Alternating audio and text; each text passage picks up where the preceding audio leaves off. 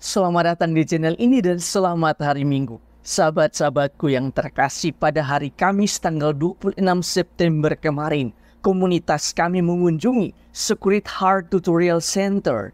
Ini adalah salah satu karya dari saudari-saudari kami, para suster MSC. Mereka mengumpulkan anak-anak yang kurang mampu di daerah tersebut. Lalu mereka memberi makan, menjaga kesehatan, dan lebih penting mereka memberikan pendidikan. Baik pendidikan formal seperti bahasa Inggris dan matematika maupun pendidikan dalam bentuk pengembangan skill seperti menggambar, tarian, dan lain sebagainya. Setelah itu kami diberikan kesempatan untuk mengunjungi rumah dari beberapa anak. Dalam kunjungan tersebut kami menyaksikan sendiri bahwa mereka hidup dalam keadaan yang sangat-sangat tidak sehat karena berada di tepi sungai. Dinding dan kamar mereka hanya terbuat dari triplex atau terbuat dari sejumlah barang-barang bekas. Namun dalam keadaan yang sangat-sangat sederhana ini, orang-orang ini mengajarkan banyak hal untuk kami semua, para pastor dan para suster. Dan dalam permenungan saya, Allah sungguh-sungguh bekerja, berkarya di dalam diri dan kehidupan mereka. Allah berkarya dalam diri semua orang tanpa memandang latar belakangnya. Justru sebagian dari kitalah yang memberikan frame atau penilaian tertentu kepada orang lain, bahkan menolak kebaikan atau karya Allah di dalam diri orang lain. Karena mungkin mereka tidak termasuk dalam kelompok kita. Seperti yang terjadi di dalam bacaan yang pertama dan bacaan Injil hari ini. Di dalam bacaan yang pertama, banyak orang Israel mengira bahwa roh Allah hanya turun bagi orang-orang yang terpandang dan terpilih, yaitu ke-70 tua-tua Israel. Karena itu, ketika roh Allah hinggap dalam diri Eldad dan Medad, dua orang biasa yang tidak terpilih dan tidak terpandang, lantas mereka meminta Musa untuk mencegah kedua orang tersebut. Sebaliknya, Musa mengatakan sekiranya seluruh umat Tuhan menjadi nabi karena Tuhan memberikan rohnya kepada mereka. Hal yang sama juga terjadi di dalam bacaan Injil. Suatu hari Yohanes berkata kepada Yesus bahwa mereka melihat seorang yang bukan pengikut Yesus mengusir setan dengan memakai nama Yesus. Lalu mereka mencegah orang itu karena ia bukan pengikut Yesus. Mendengar itu, Yesus justru mengatakan, "Jangan kamu cegah dia. Barang siapa tidak melawan kita, ia ada di pihak kita." Dengan sabda ini, Yesus hendak menegaskan bahwa roh Tuhan itu ada di dalam diri siapa saja. Dan Tuhan pun bekerja melalui semua orang.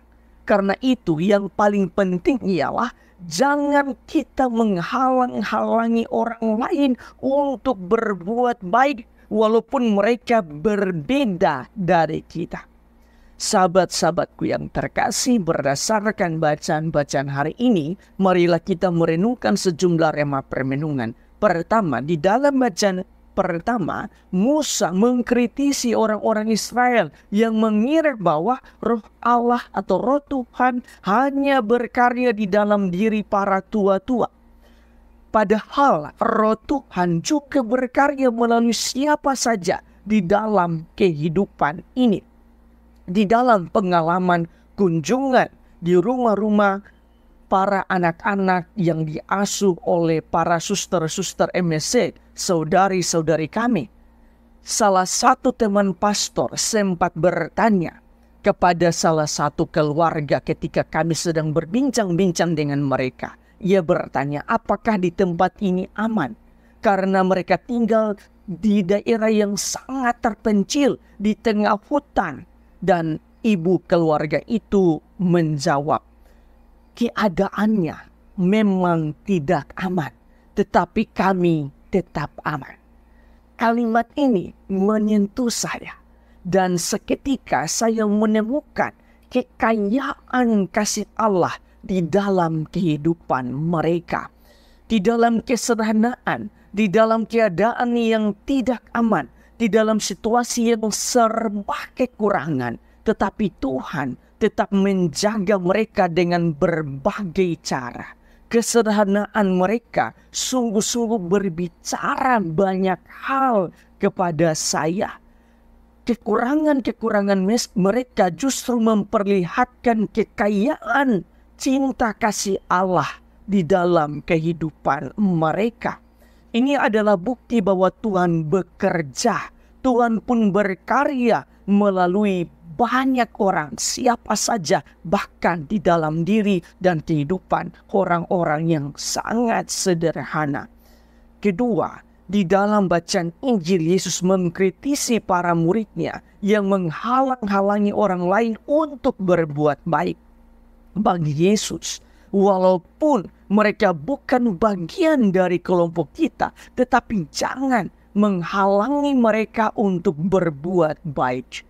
Ada ungkapan-ungkapan seperti ini. Dia itu orang baik. Mereka itu keluarga yang sangat baik hati. Tapi sayang, mereka bukan Katolik.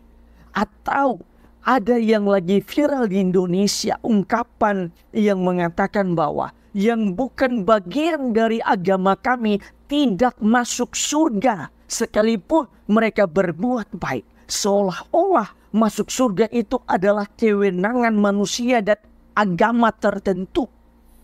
Ungkapan-ungkapan ini menunjukkan kualitas iman yang sangat kerdil dan dangkal. Padahal siapapun dirinya, tanpa harus memandang latar belakangnya, jika ia mau berbuat baik, kita perlu mendukung dan mengapresiasinya. Tuhan memberkati Anda semua.